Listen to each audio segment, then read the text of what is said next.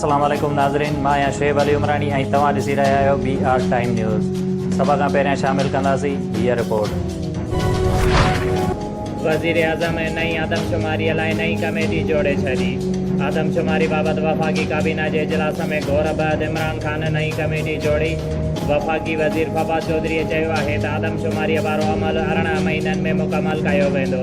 ईंदड़ चूंडूं नई आदमशुमारी ऐं नई तकबंदियुनि तहत थींदियूं। वफ़ाक़ी हुकूमत पारां इलेक्ट्रॉनिक वोटिंग मशीन ऐं चूंड सुधारनि वारे मामले खां पोइ हिते न हटण जो फ़ैसिलो। इलेक्शन कमीशन ख़िलाफ़ जारहाणी पॉलिसी इख़्तियार करण जो बि फ़ैसिलो। अॻूणे वज़ीर आज़म नवाज़ शरीफ़ खां 8 मिलियन पाउंड ॾंड जी ओगाड़ीअ लाइ कार्रवाई तेज़। लाॻापियल डिप्टी कमिश्नर खे नवाज़ शरीफ़ जूं मिल्कियतूं विकिरो करण जो ख़त लिखी छॾियो। नूरियाबाद पावर प्लांट रेफरेंस में वॾे वज़ीर मुराद अली शाह ते फ़र्द जुर्म लाइ 7 अक्टूबर ते लागू थींदड़ एहतसाब अदालत पारां तारीख़ मुक़ररु। इस्लामाबाद एहतसाब अदालत पारां जवाबदारनि खे ईंदड़ ॿुधड़ीअ ते पेश थियण जी हिदायत करे छॾी। पाकिस्तान में मुक़ररु यूनान जे सफ़ीर जी army chief general Qamar Javed Bajwa सां मुलाक़ात। इलाक़ाई सलामती अफ़गानी जी सूरत हाल समेत गॾियल दिलचस्पीअ वारनि मामलनि ते ॻाल्हि ॿोल।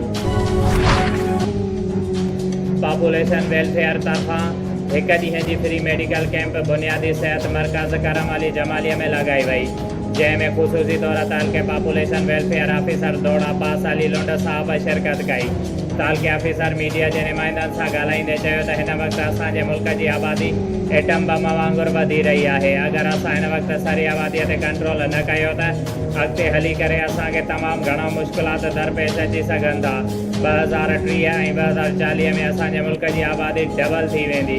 उन हिसाब सां असांजे मुल्क में इस्पतालूं, स्कूल, ट्रांसपोर्ट ऐं ॿियूं शयूं बि डबल हुअणु घुरिजनि। उहा हर शइ ॿीणी करणु ॾुखियो कमु आहे, छो जो असांजो मुल्क ग़रीब मुल्क आहे। उन लाइ असांखे हिन वक़्त खां मनसूबाबंदी करणी आहे। डिप्टी कमिश्नर शहीद नज़ीराबाद आमिर हुसैन पंवर जी सदारत हेठि करबला जे शहीदनि जे 40 जे मौक़े ते ज़िले में अमन अमान जी सूरत हाल खे बरक़रार रखण लाइ ऐं बरामद थींदड़ मातमी जुलूसनि ऐं मजलिसनि खे हदनि जी सफ़ाई सुथराईअ जे हवाले सां हिकु इजलास दरबार हाल में थी गुज़रियो। इजलास खे ख़िताब कंदे डिप्टी कमिश्नर चयो त करबला जे शहीदनि जे 40 जे मौक़े ते सभिनी मज़हबी जमायतुनि सां तालुक़ रखंदड़ शहरी बिनाक ऐं फ़र्क़ जे मज़हबी रवादारी ऐं भाईचारे वारी फ़ज़ा खे क़ाइमु रखण लाइ पंहिंजो किरदारु अदा कनि।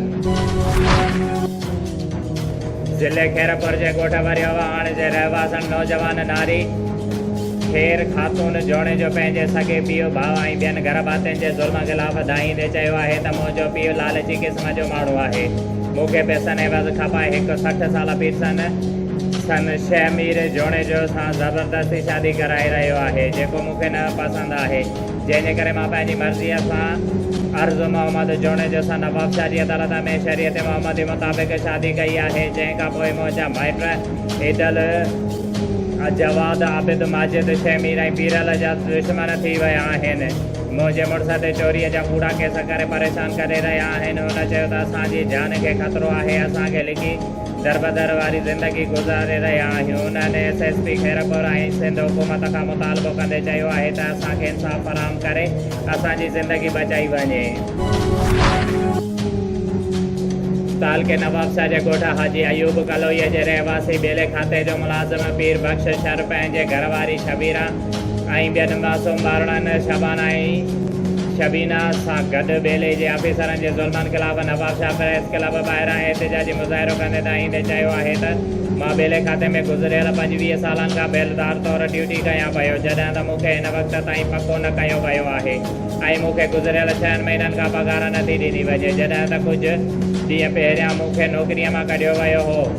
हिन चयो त मुंहिंजा ॿार बीमार आहिनि, इलाज लाइ पैसा न आहिनि, जॾहिं त डिस्ट्रिक्ट फॉरेस्ट ऑफिसर मूंखे पघार नथो ॾिए ऐं न ई मुंहिंजी नौकरी बहाल करे थो। हुन चयो त मां हिन वक़्तु इंतिहाई परेशानीअ वारी ज़िंदगी गुज़ारण ते मजबूर आहियां। मुंहिंजी केर बि मदद करण लाइ तयारु न आहे। हुन मुतालबो कयो त मूंखे पघार ॾिनी वञे ऐं मुंहिंजी नौकरी बहाल कई वञे।